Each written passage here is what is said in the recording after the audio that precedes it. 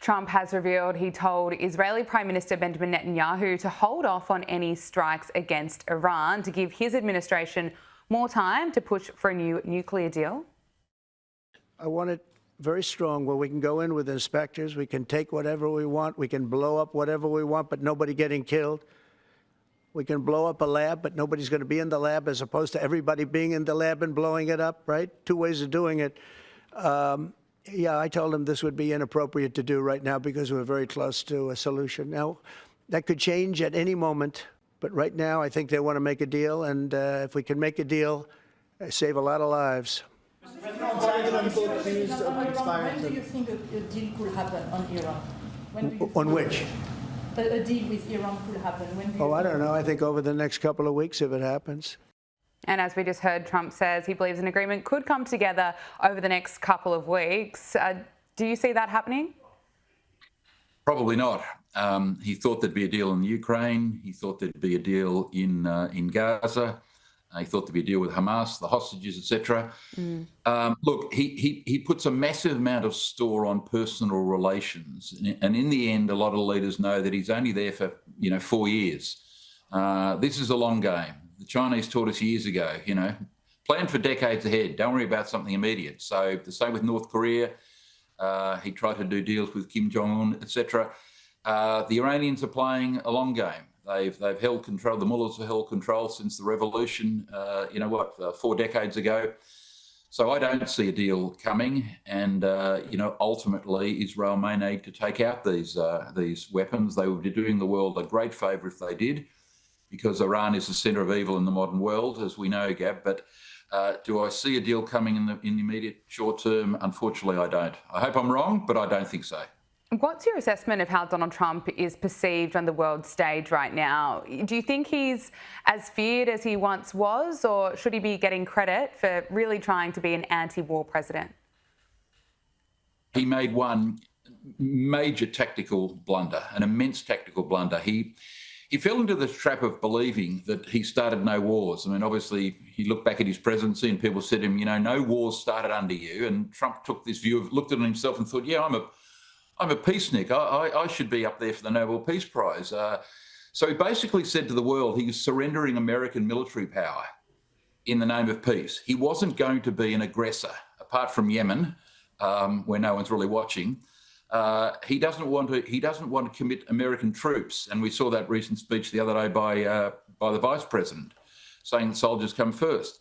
So Trump appears to have surrendered his military power. Army, Navy, Air Force, Marines, they've got the best weaponry in the world, the most advanced weapon in the world.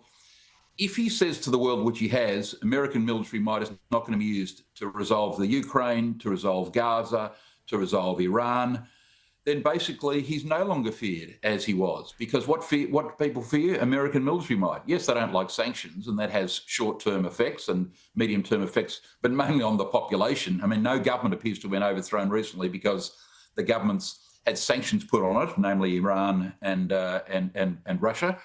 These governments tend to survive these sanctions in one way or the other. As I said, it's the public that pays the price. But in the end, if America surrenders its military power, no, Gab, it's not feared as it used to be. And that's one of the problems with Trump. He's negotiating now with one hand tied behind his back. Well, I'm sure he's still more feared than Joe Biden was, and I'm sure he's more feared no than doubt. Kamala Harris if she won the election. And that is who I have to ask you about, because the former Vice President has visited Australia. She spoke on stage at the 2025 Australasian Real Estate Conference on the Gold Coast over the weekend, and she is being slammed for delivering word salad after word salad. Here she is. You have the ability to understand the context in which you live, the context in which others live. You're more likely to then connect with them and understand what's important to them. The vast majority of human beings are very intelligent, regardless of their education level, regardless of where they're from, and intelligent enough to know whether when you are looking at them, you are looking at them with a level of respect. They will know that you are someone who is actually interested in their life and their reality and their fears and their dreams, or not. We spoke about this when it was announced that Kamala Harris would be paid hundreds of thousands of dollars to speak for an hour at this real estate conference. But now she's done it. She's spoken to the audience there. Listening to some of those clips, what's your reaction? Was it as bad as you thought it would be? I think it's worse. I mean, what vacuous babble that is, but that's what she's known for. I mean, let's be frank, she was a circus act at this conference. She wasn't there to enlighten the Australian property industry about payroll taxes, building costs, over-regulation, planning approvals, building approvals, the shortage of contractors, the price of materials, stamp duty, et cetera, et cetera. These are the things that are of real interest to real estate agents who were at that conference, thousands of them, and people in the building industry. She comes along and gives this, as you say, word salad, this vacuous babble. I mean, she was just a circus act. Let's be frank. No one learned anything from her speech.